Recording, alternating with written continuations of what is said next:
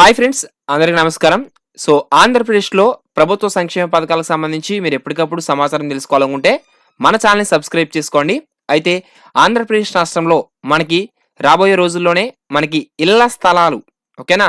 So అందరికీ ఇల్లు అనే పథకం ద్వారా మనకి ఇల్లు పట్టాలకు సంబంధించి డిస్ట్రిబ్యూట్ చేసేందుకు ప్రభుత్వం అయితే జీవో డేట్ చూసుకోవచ్చు 27/1/2025. సో ఈ యొక్క మనకి ఏపీ హౌసింగ్ సంబంధించి డేట్ అయితే చాలా క్లియర్ అండ్ కట్ గా ఈ రోజే జీవో అయితే రిలీజ్ చేశారు.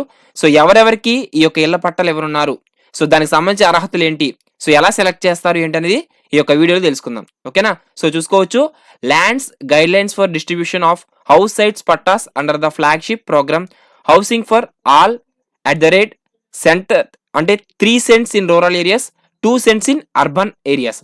అంటే గ్రామీణ ప్రాంతాల్లో ఎవరైతే ఉన్నారో సో వారికి 3 సెంట్లు అయితే ఇవ్వడం జరుగుతుంది. అదేవిధంగా అర్బన్ ఏరియాస్ ఎవరైతే ఉన్నారో పట్టణ ప్రాంతాల్లో వారికి 2 సెంట్లు అయితే ఇవ్వడం జరుగుతుంది. సో అసలు ఎవరెవరికి ఇస్తారు ఏంటి అనేది మనం ఒకసారి చూద్దాం.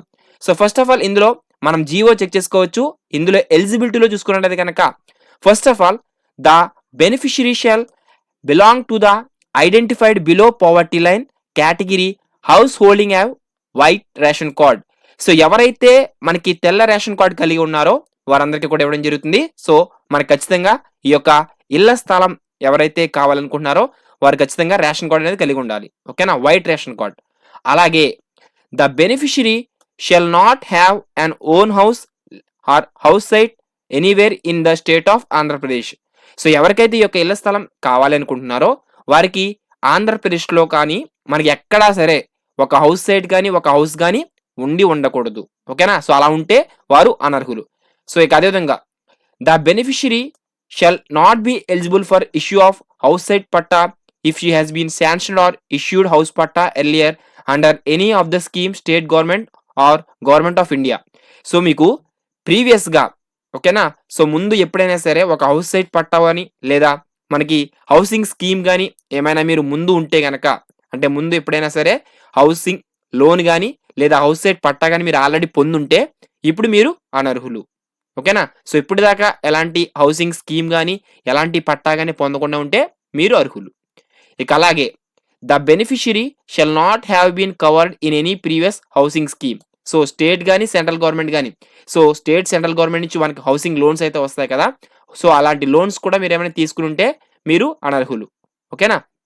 ఇక అదేవిధంగా మనకి ల్యాండ్స్కి సంబంధించి so dry or wet, so మనకి ఎవరికైతే 5 ఎకరాల కన్నా డ్రై ల్యాండ్ ఉండి అదేవిధంగా మనకి వెట్ ల్యాండ్ వచ్చి 2.5 ఎకర్స్ కంట, సో వెట్ ఆర్ డ్రై రెండు కూడా కలిపి 5 ఎకరాల కంటే ఎక్కువ ఉంటే కనుక వారు మనకి, అంటే ఎక్కువ ఉంటే పర్లేదు, 10 ఎకరాల కంటే దాడి ఉంటే కనుక మీరు అనర్హులు, ఓకేనా? సో అదేవిధంగా ఎవరైతే ఈ యొక్క అప్లై చేయాలనుకుంటున్నారో ఈ యొక్క హౌస్ సైట్ సంబంధించి సో వారు ఖచ్చితంగా వ్యాలిడ్ ఆధార్ కార్డ్ అనేది కలిగి ఉండాలి, ఓకేనా? Aadhaar's details shall be collected only with the consent of beneficiary. ఇక అలాగే మీకు ఈ యొక్క చెప్పాను కదా, మనకి రూరల్ గ్రామీణ ప్రాంతాల్లో అయితే 3 సెంట్లు, అర్బన్ ఏరియాస్లో అయితే 2 సెంట్లు, ఓకేనా? సో ఇక్కడ ముఖ్యంగా చూసుకున్నట్లయితే కనుక ఎవరైతే ఈ యొక్క హౌస్ సైట్స్కి అప్లై చేయాలనుకుంటున్నారో మీకు ఈ యొక్క రేషన్ కార్డ్ ఆధార్ కార్డ్ అనేది ఖచ్చితంగా కలిగి ఉండాలి. ముందుగా మీరు ఎప్పుడు కూడా స్టేట్ సెంట్రల్ హౌసింగ్ స్కీమ్ కానీ లోన్ కానీ పొంది ఉండకూడదు. ఇక అలాగే మనకి ఇది ఎలా సెలెక్ట్ చేస్తారు, ఎలా అప్లై చేయాలి అంటే కనుక మనకి గ్రామాన అంటే విలేజ్ వార్డ్ లెవెల్లో మనకి ఒక టౌన్గా యూనిట్ పరంగా పరిగణిస్తారు. అందులో విఆర్ఓ గారు, ఆర్ఐ గారు, ఓకేనా? సో వీరిద్దరు మనకి అదరెన్స్ తీసుకుని ఎలిజిబిలిటీ అయితే ప్రూవ్ చేస్తారు. సో ఎవరైతే అప్లై చేసుకున్నారో వారందరినీ విఆర్ఓ, ఆర్ఐ గారు మనకి ఎంక్వైరీ చేస్తారు. ఎంక్వైరీ చేశాక మీరు అప్లై చేసుకునేటప్పుడు డేట్ అనేది మీకు ఒక గ్రామ సచివాలయం, వార్డు సచివాలయం ఎక్కడైతే ఉందో లేక మీకు పంచాయతీ కార్యాలయంలో మీరు అప్లికేషన్ అనేది పెట్టుకుంటారు. పెట్టుకున్న తర్వాత మీ యొక్క అప్లికేషన్ అనేది విఆర్ఓ గారు, ఆర్ఐ గారు వెరిఫై చేస్తారు. ఎంక్వైరీ చేసి సో డ్రాఫ్ట్ లిస్ట్ అనేది మనకి ఈ యొక్క ఎలిజిబుల్ బెనిఫిషరీస్ ఎవరైతే ఉన్నారో విలేజ్ వార్డ్ సెక్రటరేట్, ఓకేనా? సో మీ యొక్క పంచాయతీ కార్యాలయం నందు ఈ యొక్క ఎలిజిబుల్ లిస్ట్ అనేది బెనిఫిషరీస్ ఎవరైతే ఉన్నారో సో మీరు అర్హులని ఒక లిస్ట్ అయితే పెడతారు. సో అలా పెట్టి దానిపైన ఒకవేళ అర్హత ఉండి ఎవరైనా పేరు రాకపోయినా, ఒకవేళ మీకు అనర్హత ఉండి అర్హుల లిస్టులోకైనా ఇలాంటి క్లెయిమ్స్, అబ్జెక్షన్స్ అనేవి తీసుకుంటారు. తరువాత మీకు గ్రామ సభ పెట్టి, ఓకేనా? సో పంచాయతీ అయితే గ్రామ సభ, మనకి పట్టణం అయితే వార్డ్ సభ పెట్టి అందులో ఫైనల్ అయితే చేస్తారు లిస్టు. ఓకేనా? సో, ఆ యొక్క లిస్ట్‌లో ఎవరిదైతే పేర్లుంటాయో వారికి మనకి ఖచ్చితంగా ఈ యొక్క హౌస్ సైట్ అయితే ఇవ్వడం జరుగుతుంది. ఓకేనా? సో, ఈ యొక్క ప్రాసెస్ అంతా కూడా మనకి షెడ్యూల్ అయితే టైమ్ లైన్ ఇవ్వలేదు. సో, గైడ్‌లైన్స్ జీవో అయితే మాత్రం ఈరోజు ఆంధ్రప్రదేశ్‌లో 27/1/2025 తారీఖున ఈ యొక్క మనకి eligibility, so, method of selection అనేది ఇవ్వడం జరిగింది.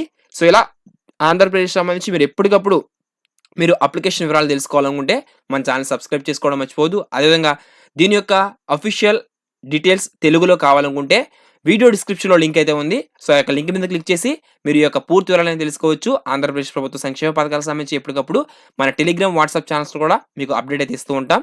సో, మరొక ఇన్ఫర్మేటివ్ వీడియోతో అందరూ కలుసుకుందాం. Thanks for watching. Have a nice day.